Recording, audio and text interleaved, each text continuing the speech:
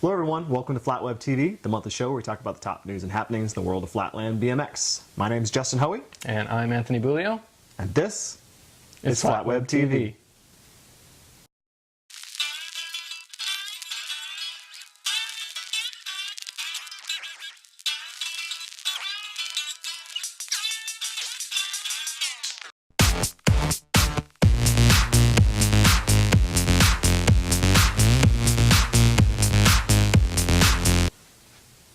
Well, welcome everybody to FlatWebTV, episode number 21. Old enough to drink. That's right, although our show did maybe have a few beforehand. A little bit. Maybe. All right, well, we got a ton of stuff. I'd like to jump right into something really cool that you got to do and something you got to, or someone you got to meet. Yes, not technically Flatland related, although he did ride Flatland back in the day, but Ron Wilkerson was in town. That's right. For a couple days for a book party and a jam. I went out to the Hood River skate park, and he was out there. There was a big pool jam. It's a big skate park, but they hung out in the pool for the most part. Boosting airs, I mean, just getting rad. It's awesome. It was so cool to meet him again. I've met him a couple times here and there, but it's always fun to see an old pro. Yeah, I mean, those pictures that you took were absolutely stellar. If I had even known that he was going to be there, I actually probably would have gone myself. Well, he was in town specifically for a book release party, which we'll talk about right now. Again, not strictly Flatland related, but... No, but awesome, awesome. If you like BMX, you're going to like this book. The book is called You Won't, put together by Dean Dickinson. It's basically 100 pools. It's the story of 100 pools. It's fantastic photography, fantastic storytelling. It's a thick book. There's, I mean, some of the biggest names in the sport are in here. It's just a great read front to back. I highly recommend getting it if at all interested.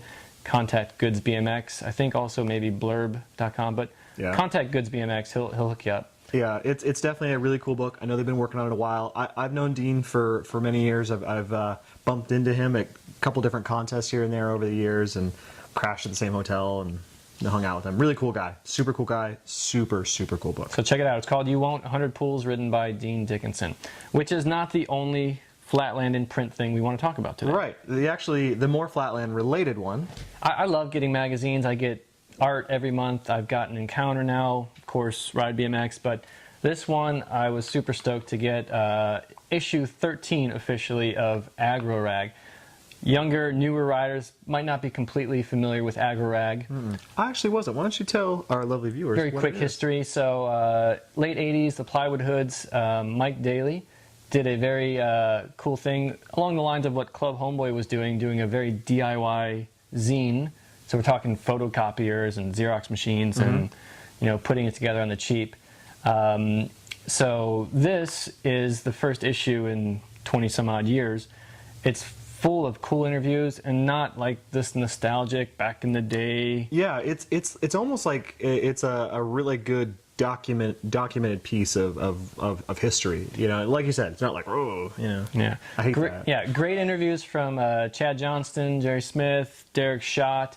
Interviews from all, not interviews, but autographs from all the Plywood Hoods. So you've got Kevin Jones, Mark Eaton, Brent Downs, all their autographs in here. Super cool. And then you've got cool interviews with like Aesop Rock. So there's some musical, you know, stuff involved too. It's a great read, but it's only a teaser. I was just going to say, what's the tease here? This is obviously a lot of information. What's happening? Yes. So super excited about this. On the right around the 1st of January of next year. He'll be releasing like a reissue of issues 1 through 12 in one volume. Yeah. Super psyched on that. I am too. You know, like, so I really didn't even know much about it. Mike Daly showed up at one of our jams a couple years ago, and got to meet him, got to know him a little bit, and actually he had all the pages of all the previous issues in a binder, and I was checking it out. And it's some super cool stuff. Very cool stuff. So if you're looking for this one, it's a limited copy, all hand signed by the Plywood Hoods plus Chad Johnson. You can get in contact with him at agrorag@gmail.com. I picked mine up at Paul's Bookstore here in Portland. And there's various different BMX, blogs, websites that have it available as well. Check out BMX Museum or BMX Society. You'll get on a thread, and they'll point you how to get there. Yeah, it's everybody's talking about it right now, so we'll leave it at that. Get it now, only 500 copies though. If they're not already gone. If they're not already gone. All right, so we've got a couple contests to talk about here. Yeah, moving from print to contest. So the big one that went down was King of South Sea. Well, they're all big. Yeah. All big. King of South Sea, which is E-frames. Yep, it's his, Contest. his place, his contest, and Sam Folks took home the win there. Really, really psyched on him. Always psyched to see his writing. Fantastic, Ron. You could hear Ephraim in the background doing the announcing. He's like, and that was without a pump, and he's like really educating the crowd on what Sam was doing, which was amazing. Yeah, especially when you have a contest at a skate park. I think you get more of that, action sports type of crowd. Yeah, it was great. Romain George got second. Alberto Moya took third. Fourth place. Team Pralex, newest pro member, Pro Shield. Yeah, newest pro member because after winning Expert, he bumped himself up to pro and took fourth place. And I hope this means that at Texas, he's going to compete in pro with Mark. So he won't run against you. Yeah. Dirty bastard. Well, anything I can do to give myself an advantage. So that's Mark going pro, possibly Prashil. Maybe. Got Bo Wade already in pro. We were talking about this earlier. We're going to call them Team Prolex. Yeah, that's copyrighted FlatWebTV. We will take royalties for any use of that. Anything. If you sounds like an awesome watch. Yeah. I've got a Prolex. Well, maybe that's where they came up with the idea. Right on. Like they were, in a club because they do their thing. Probably No? not. No. Okay. But congratulations to him. I think that's cool, and look forward to seeing him in Texas. That's right. And a contest quite a bit closer to home. Yeah. Well, not.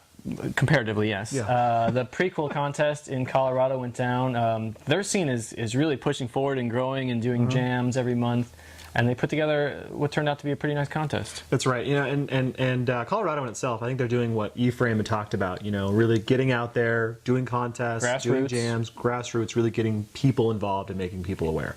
But the contest went really well. Yeah. So James McGraw got first. Yeah. Our good friend Coit took second. That's right. Coit got second. And Joel Schallhorn, who was kind of really doing well in Anderson, Indiana, came out to the contest and took third. So I look for big things for him in the future.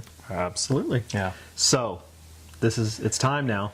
Yeah, we obviously rushed through all of that to get to this because we're really excited about this. You're not excited. I'm excited. I think it's been fun. Marty gave us these 2 frames to give away. We gave away the first one. It went to France.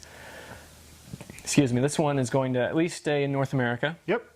We were worried there weren't a whole lot of entries at first. Yeah, I was super worried. Like we were getting it was early August, and we only had one submission. And the guy that sent me the first submission saying, "Has anybody actually entered or submitted anything?" I was like, "No, you're the only one." So, but I mean, the week of the 15th. We had a flood of submissions, and it got super difficult. Yeah, very difficult. We're going to highlight a couple of them. We've got a cool entry from... And remember, the contest was all about creativity. Yes. Just doing anything creative. Right. So we saw kind of the whole gamut. We got a cool little one from Omari Kato. He did a cool little art piece, very colorful, very cool. I really liked it. We've got another one that we're going to highlight that made the judging extremely tough. And this is from our good friend Ying in Sacramento. Ying has just got this amazing art style. He uses corrugated cardboard to cut out and make it very three-dimensional. He just put together this fantastic collage of the Jungle Riders. I'm blown away by his art. Yep, and our winner. Ying made it very difficult, but ultimately we agreed that it was going to be Justin Eastman. Congratulations.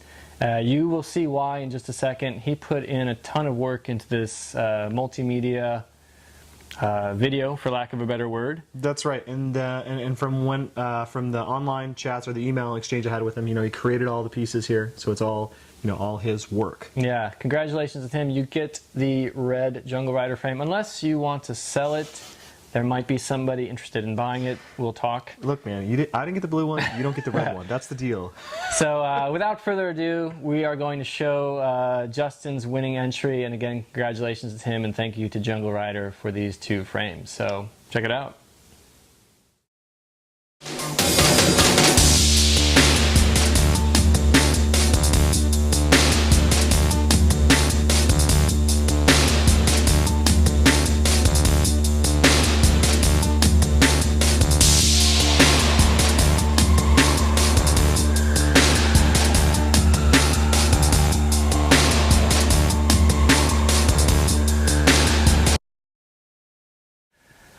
So again, congratulations to Justin Eastman. I think that was a very, very cool commercial, and I think we're going to use that.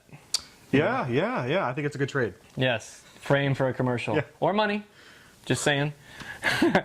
One other person I failed to mention was Jeremy Jones, a good guy. A while back when they were having some bad weather, I think in Oklahoma or Texas, he sent us this picture of him and his little boy. It's a little boy, yes. Yeah, hanging out in the closet watching FlatWebTV. So he sent us this cool little keynote presentation of his kid doing a surfer. This is what I do when the weather's good, and this is what I do when the weather's bad. And it was very cute, and just wanted to say thanks for sending it in. We got a really good feeling out of that, a good laugh at it. He won an award, the Tear Jerker. Definitely, definitely. It was very cute, very cute. And again, congratulations to Justin for the frame. Absolutely. Yeah. All right, so without further ado, I know we've been talking about this for about 2 months now. Yep. We've got the release of our first Fit for Flatland segment. And we're committed to fitness. We drink these energy drinks just for the show. But I mean, you could see. Sure. We're fit for Flatland. Hey man, I dropped a couple LBs. It's in the single digits, but I've dropped a couple LBs. Yeah, I've been stretching a lot more every day and starting to incorporate some of the workouts in this Fit for Flatland segment. So, without further ado, we're going to pass it over to Scott Hagness for our first Fit for Flatland segment. All right, we'll start off looking at flexibility and why improving your flexibility is going to improve your riding and also keep you healthy long term. One of the main reasons is the body becomes very efficient and adapts to whatever you do all the time. So if you spend a lot of time kind of hunched over, riding your bike, doing flatland, your body's going to kind of accommodate this position. It's even worse if you happen to have a desk job or a driving job because it's kind of that same position. So we want to look at doing the opposite and undoing that kind of adaptation, and that's going to help improve your mobility on the bike, keep you injury free.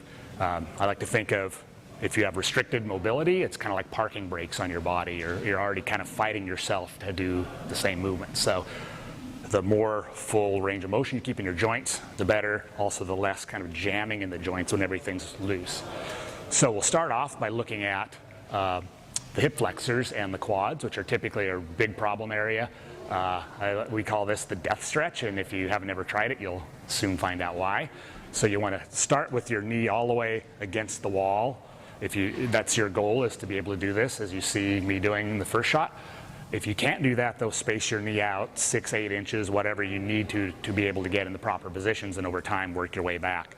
There's two positions there. You're trying to get very upright and get yourself back to the wall as much as possible, which will tend to stretch your quad muscles. And the second part, where you kind of push your hips forward into a lunge position, which is going to get the hip flexors. The stretch is exceptionally important for back health. So if you have back trouble or sore back often from riding, it's probably because one of these two muscle groups is short and is pulling on your back. Second stretch here is for the glutes. I'll show a couple versions. This first one we call the 90-90 stretch, because your front knee is at 90 degrees and your back knee is also at 90 degrees. There's two things you want to do here. Keep your back in neutral or even slightly arched and lean straight forward until you feel a stretch through the glutes and possibly the inside of the thigh. Hold there for time and then fold forward, letting your back round as much as possible. You can also then move to the third, more advanced version, where you're moving into the pigeon position, where you will take the back thigh and straighten it out, and then still trying to keep your chest up. Whatever position you get into, though, that outside thigh needs to stay flat on the ground. Second, we'll move to the supine scorpion stretch. This one will start to tie in the upper body as well. You grab your leg wherever you can. It doesn't have to be real high, but it needs to be straight. It comes across, touches the ground. With your other hand, you're reaching as far away as possible, so you'll find that is also stretching your upper body at the same time. This is another one that's great for low back health. Over time, you want to get your hand and foot as far away from each other as possible and try and bring your foot higher. So with the foundation of the lower body loosened up a bit, we'll move up to the upper body now. The chest and the biceps are really commonly tight area with flatlanders. It's a simple stretch you can do with a stretch band, or you can also do it with some sort of a dowel. I'd recommend starting with the stretch band, and it's called a pass-through. A couple essential things here. At the top, your shoulders are shrugged up, but when you start the pass-through, you want to pull them down and back through the movement. They stay there through the whole movement, and then when you come back at the top, you're shrugging up again. A couple ways you can do this. You can give yourself more tension on the band to increase the stretch, or you can move to a stick, and you can also see that you can pause in the back position where it's tightest to develop more range of motion there. Secondly is the table press, I call it. You're basically getting down on the ground in a crab walk position and pressing your hips up to stretch the shoulders. So Flatland, we typically are here. There are a few tricks you do behind your back, but not enough to really keep the body open. I tend to find it's really restricted in most people who ride Flatland, so this is a really important one. Notice that you sit on the ground. Your fingers can be oriented a number of ways, but I'd keep them mostly straight forward. Rotate the inner elbow forward by pulling your shoulders back and down, and then you're doing your press from there. You're trying to press your hips up to the ceiling as much as possible to stretch the shoulder joint. I like doing about 10 reps and then holding for maybe 10 seconds or so on your last press. Another area that's really commonly problems for Flatlanders is the elbow and the forearm. There's a number of basic stretches you can do, but one that I find really productive is the locust. It's a kind of a variant of a yoga pose. And if your forearm has some, or your elbow has some compression, this can be excruciatingly painful. So you're laying on the ground. It's key that your palm is flat on the ground. It'll have a tendency to want to cup up a bit. If you do that, though, it takes the stretch off that we're looking for. So make sure your hand stays completely flat, and then your hip bone presses down on the back of your elbow to flatten your inner elbow into the ground. You may get a powerful enough stretch even but with just a bit of light pressure if you're having some problems already. If you find that you need a deeper stretch, you can press and lift your leg off the ground.